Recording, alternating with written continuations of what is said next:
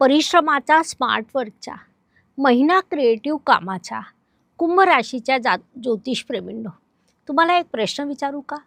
तुम्ही लोकांसोबत राहता, मात्र एकटं राहणं आतून तुम्हाला अधिक उपयुक्त वाटतं. असं तुमच्यासोबत कधी होतं का? जून 2026 या महिन्यात तुमचं मन, तुमचं स्वातंत्र्य, तुमच्या विचारांची दिशा या गोष्टी तुमचं भविष्य ठरवणार आहेत. तुम्ही कुंभ राशीचे जातक वेगळा विचार करणारे असतात. भविष्याबद्दल तुमचं मन आणि बुद्धी तयार असते. समाजासाठी काहीतरी करण्याची इच्छा तुमच्या मनात कायम असते. तुम्ही गर्दीत राहूनही वेगळे दिसतात. तुम्ही ट्रेंड फॉलो करत नाही, तर स्वतः ट्रेंड बनवतात. वेगळंपण ही तुमची ओळख आहे. जे लोक तुम्हाला समजून घेत नाही, ते लोक एक दिवस तुम्हाला फॉलो करतात. या महिन्यात तुमच्याचं यशाचं सूत्र आहे की तुम्ही आपल्या विचारांना ॲक्शनमध्ये बदलायला हवं. फक्त विचार नका करू, त्यावर कृती करा. नमस्कार, मी ॲस्ट्रोगुरू डॉक्टर ज्योती जोशी सर्व ज्योतिषप्रेमी आणि अभ्यासकांचं मनपूर्वक स्वागत करते. आपण जून 2026 या महिन्याचं राशी भविष्य समजून घेत आहोत.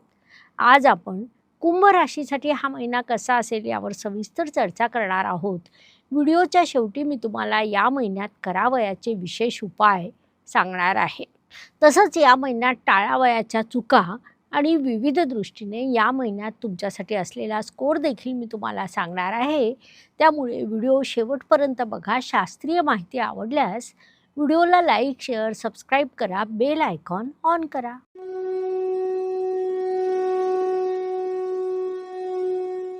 व्यक्तिमत्वाच्या दृष्टीने विचार केला असता राशीमध्ये विराजमान असलेला राहू आणि 7.5चा शेवटचा टप्पा यामुळे तुमच्यासाठी संघर्ष आहेच.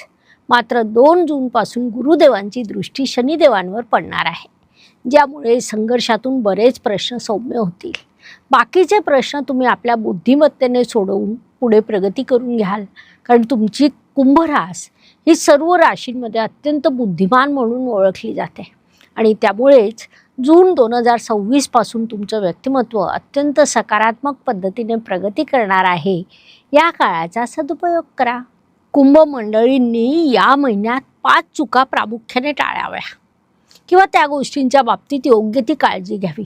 त्यातील पहिली बाब म्हणजे ओव्हर थिंकिंग टाळा.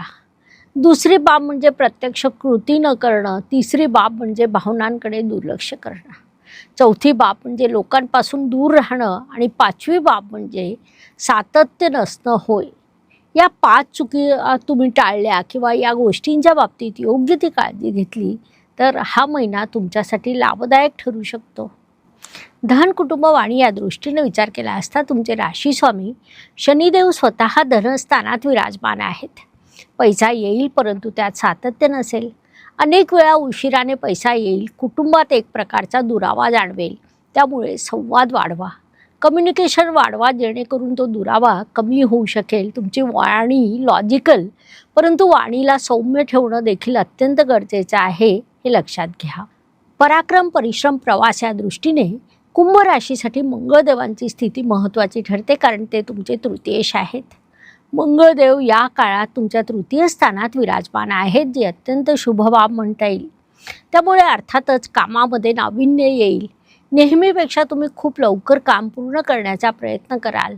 स्मार्ट वर्क वाढवाल. अचानक प्रवासाचे योग देखील निर्माण होतील. थोडक्यात या सर्व दृष्टीने हा काळ तुमच्यासाठी लाभदायक म्हणता येईल आणि या काळाचा उपयोग करून घ्या. वास्तू, वाहन, जमीन, सुखशांती या सर्व दृष्टीने तुमच्या चतुर्थ स्थानात सप्तमेश विराजमान आहेत, ज्यामुळे वास्तूमध्ये काही नवीन वस्तू विकत आणल्या जातील. वाहनावर तुमचा खर्च होऊ शकतो. आईसोबत फारसा वेळ तुम्ही घालवू शकणार नाही, ज्याचा त्रास तुम्हाला होईल. अचानक प्रवासाचे योग निर्माण होतील. सुखशांतीचा मात्र तुम्ही बऱ्यापैकी अनुभव घेणार आहात आणि म्हणून या काळाचा पूर्ण लाभ घ्यायला हवा. शिक्षण, प्रेम, संतती, विवाह या दृष्टीने पंचमेश पंचमात असणं ही अत्यंत सकारात्मक बाब म्हणता येईल. विशेषतः तुम्ही मॅनेजमेंट सेक्टरमध्ये असाल किंवा CA असाल तर हा काळ तुमच्यासाठी लाभदायक ठरणार आहे. प्रेमात, मैत्रीत व्हायब्रेशन जाणवतील, परंतु इमोशनल डेप्थ ही कमी असेल. विद्यार्थ्यांना क्रिएटिव्ह आयडिया सुचतील. विवाह इच्छुकांसाठी योग्य जोडीदार मिळावा म्हणून बऱ्यापैकी लक्ष द्यावं लागेल. विवाहित जोडप्याच्या दृष्टीने विचार केला असता एकमेकांमध्ये समजूतदारपणा असणं, जाणीव असणं अत्यंत महत्त्वाचं राहील. कुंभ जातकांसाठी एक छोटासा प्रश्न. तुम्हाला एकटं राहायला आवडतं का? उत्तरासाठी कमेंटमध्ये लिहा यस किंवा नो. आरोग्य, कर्ज, स्पर्धक, हितशत्रू या दृष्टीने विचार केला असता या काळात कर्ज घेणं तुम्ही शक्यतोवर टाळावं. कारण मेष राशीच्या मंगळाची तुमच्या 6ष्ठ स्थानावर दृष्टी पडत आहे.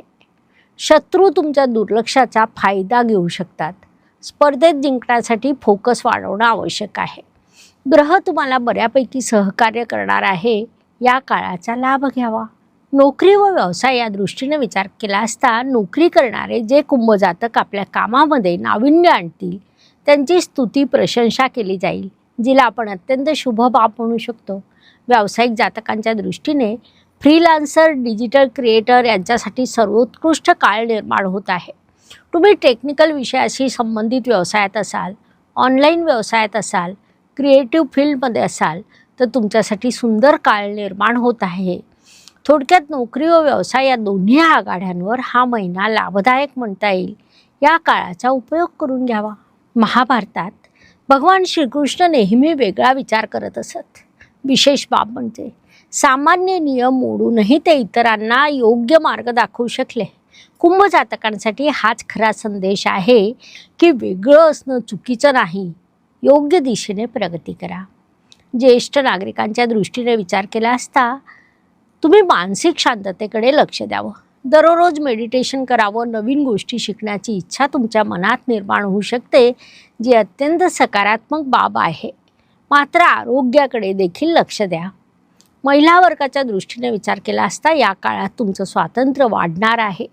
स्वतःच्या विचारांवर तुम्ही विश्वास ठेवा. भाग्य व शुभसंकेत या दृष्टीने विचार केला असता कुंभ जातकांसाठी हा महिना अनेक शुभसंकेतांनी परिपूर्ण भरलेला आहे. प्रामुख्याने सांगायचं झाल्यास तुमचे पंचमेश पंचम स्थानात विराजमान आहे. महत्त्वाची बाब म्हणजे ते भाग्येशाच्या युतीमध्ये आहे, जी अत्यंत सकारात्मक बाब म्हणता येईल. दोन्ही त्रिकोणाचे स्वामी एका त्रिकोण स्थानात एकत्रित बसून लक्ष्मीनारायण योग बनवत आहे. महिन्याच्या 2 तारखेला गुरुदेव तुमच्या 6ष्ठ स्थानात जातील. तेथून ते तुमच्या पत्रिकेत अर्थत्रिकोण पूर्ण करतील. महत्त्वाची बाब म्हणजे त्यांची शुभदृष्टी तुमच्या राशी स्वामीवर पडेल, ज्यामुळे 7.5ची तीव्र फळं थोडी सौम्य होतील. याशिवाय तृतीयात असणं देखील अत्यंत मोठा शुभसंकेत म्हणता येईल. असे अनेक शुभसंकेत या काळात तुमच्यासाठी निर्माण झालेले आहे. त्यांच्यापासून तुम्हाला शुभ परिणाम प्राप्त होणार आहे. म्हणून या काळाचा सदुपयोग करा. तुमचं भाग्य समृद्ध झालेलं आहे, त्यामुळे अशा काळात तुम्ही स्वतःची प्रगती साध्य करून घ्या.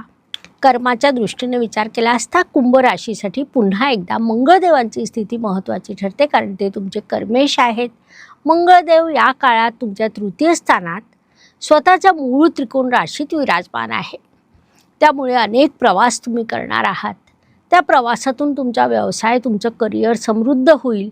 नवनवीन कल्पना तुम्हाला सुचतील. भाग्य देखील तिथून समृद्ध होईल. सातत्याच्या बाबतीत तुमची परीक्षा होईल. तुम्ही सातत्य टिकवलं तर कर्मात यश प्राप्त होऊ शकतं. एखाद्या गोष्टीची आयडिया ते रियालिटीचा हा प्रवास तुम्ही पूर्ण करा. तुम्ही नक्की यशस्वी व्हाल. एक वैज्ञानिक होता. त्याच्याकडे खूप वेगवेगळ्या प्रकारच्या आयडियाज होत्या, परंतु तो काही इम्प्लिमेंट करत नव्हता. दुसरा एक वैज्ञानिक, त्याने आयडिया घेतली, त्यावर काम केलं, यशस्वी देखील झाला. कुंभ राशीच्या जातकांसाठी हा एक स्पष्ट संदेश आहे. लाभ व इच्छापूर्तीच्या दृष्टीने या काळात तुमचे लाभेश गुरुदेव उच्चीचे होणार आहेत, जे अत्यंत शुभ बाब म्हणता येईल. त्यामुळे तुमची स्वप्नपूर्ती होणं, इच्छापूर्ती होणं असे शुभ प्रभाव तुम्हाला प्राप्त होणार आहेत. खूप दिवस मनात असलेली गोष्ट पटकन घडून येणं, विविध ठिकाणाहून अर्थलाभ होणं, जुन्या प्रॉपर्टीतून, वास्तूतून धनलाभ होणं अशा अनेक शुभ गोष्टी घडण्याचे योग तुमच्यासाठी निर्माण झालेले आहेत. नाविन्यपूर्ण कार्यात देखील तुम्हाला यश प्राप्त होईल. नवीन संधी निर्माण होतील. म्हणून या काळाचा उपयोग करून घ्या, जेणेकरून जास्तीत जास्त लाभ तुमच्या पदरात पडू शकेल. व्यय व परदेश गमन या दृष्टीने तुम्ही नवीन गॅजेटवर, टेक्नॉलॉजीवर खर्च कराल. नवीन डिव्हाइस विकत घेण्याचा विचार कराल. काही कारणांनी परदेशाशी संबंधित तुमचा खर्च होऊ शकतो. थोडक्यात हा महिना तुमच्यासाठी खर्चाचा देखील राहू शकतो, म्हणून तशी मानसिकता आधी तयार करून घ्या. त्यातून खर्चाचं योग्य प्लॅनिंग देखील करावं हा सल्ला तुम्हाला देण्यात येत आहे. कुंभ राशीसाठी एक प्रश्न. तुमच्याकडे सध्या कोणती आयडिया आहे की जी तुम्ही सुरू करणार आहात किंवा ज्यावर तुम्ही काम करणार आहात? तुमचं उत्तर कमेंटमध्ये नक्की लिहा. आता आपण या महिन्यातील तुमचा स्कोअर बघणार आहोत. विशेषतः तुमच्यासाठी या महिन्यात पैसा, प्रेम, करिअरमध्ये 10 पैकी किती गुण मिळत आहेत? तर पैशाच्या दृष्टीने विचार केला असता 10 पैकी 7 गुण तुम्हाला प्राप्त होत आहे. प्रेमाच्या दृष्टीने 10 पैकी 6 गुण तुम्हाला प्राप्त होत आहेत. तर करिअरच्या दृष्टीने 10 पैकी 8 गुण तुम्हाला प्राप्त होत आहे. आरोग्याच्या दृष्टीने विचार केला असता 10 पैकी 6 गुण तुम्हाला प्राप्त होतील. कुटुंबाच्या दृष्टीने 10 पैकी 7 गुण तुम्हाला प्राप्त होत आहेत. आयुष्य हे सुखदुःख आणि उतार चढाव यांनी भरलेलं असतं. कोणताच मनुष्य पूर्णपणे सुखी किंवा पूर्णपणे दुःखी होऊ शकत नाही. त्यानुसार प्रत्येक दिवस प्रत्येकाला सारखा जात नाही. महिन्यातील काही दिवस सुख, समाधान, यश देणारे तर काही दिवस संघर्षाचे, अडचणीचे, तणावाचे जातात. हे सर्व मुख्यतः चंद्राच्या गोचरवरून ठरतं. कुंभ राशीसाठी या महिन्यातील 8, 17 आणि 27 हे दिवस शुभदायक, सुखदायक, यशाचे राहतील. 6, 15, 23 तणावाचे जातील. अडचणी, अडथळे, समस्या जाणवतील, म्हणून तशी मानसिकता तयार करून वाटचाल करा. उपायांच्या दृष्टीने कुंभ राशीच्या जातकांनी शनिवारी यथाशक्ती दान करावं. ओम शम शनैश्चराय नमहा या मंत्राचा 11, 21 किंवा 108 वेळा जप करा. ध्यानधारणा करा. रोज स्वतःला सांगा, माझे विचार शक्तिशाली आहे, मी त्यांना वास्तवात आणतो. या उपायाचे शुभ परिणाम प्राप्त होतील. ब्रेसलेटच्या दृष्टीने कुंभ राशीसाठी फिरोजा हे ब्रेसलेट सुचवण्यात येत आहे. एकाकीपणा, समाजातून गैरसमज अशा समस्यांचा जर तुम्ही सामना करत असाल तर हे ब्रेसलेट तुमच्यासाठी अत्यंत लाभदायक राहील. ऑनलाईन खरेदी करायची असल्यास त्याची लिंक डिस्क्रिप्शन बॉक्समध्ये दिलेली आहे. ब्रेसलेटसोबत ते धारण कसं करायचं याचा शास्त्रोक्त विधी, ॲक्टिवेशन कार्ड देखील आपण देतो. त्या कार्डवर ब्रेसलेट ठेवून तुम्ही ॲक्टिवेट केलं तर त्याचा तुम्हाला प्रचंड लाभ होतो. सिद्ध केलेलं हे ब्रेसलेट ॲक्टिवेशनने तुम्हाला फळ द्यायला लागतं. आणि हो, सोबतच डिस्काउंट कुपन कोड देखील आहे. त्यामुळे डिस्क्रिप्शनमध्ये जाऊन आपण ते बुकिंग करू शकता. कुंभ राशीच्या ज्योतिषप्रेमींनो, तुम्ही इतरांपेक्षा वेगळे आहात. एक बाब लक्षात घ्या, जग बदलणारे लोक कधीच सामान्य नसतात. अशाच अत्यंत उपयोगी माहितीसाठी आपल्या या चॅनलला, व्हिडिओला लाईक, शेअर, सबस्क्राईब करा. बेल आयकॉन ऑन करा. धन्यवाद. शुभम भवतु. जय ज्योतिष. नमस्कार. शास्त्राचा अभ्यास करण्यासाठी माझी मराठीतून 11, हिंदीतून 2 अशी पुस्तकं प्रकाशित झाली आहे. विशेष बाब म्हणजे मी स्वतः संशोधित केलेली ज्योती जोशी पद्धती अर्थात जे पद्धती या विषयावर स्वतंत्र ग्रंथ उपलब्ध आहे. त्याचा देखील लाभ घ्यावा. यूट्यूबची कार्यप्रणाली ही मुख्यतः लाईक, शेअर आणि सबस्क्राईबवर चालते.